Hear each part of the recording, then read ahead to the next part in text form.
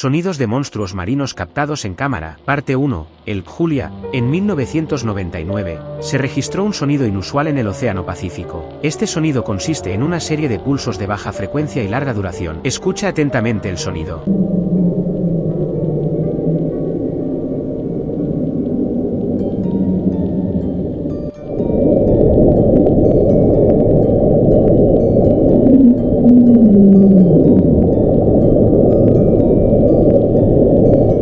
¿Lograste escucharlo? Número 2. El Slowdown. En 1991, se detectó un sonido misterioso conocido como Slowdown en el Océano Pacífico. Escucha el siguiente sonido.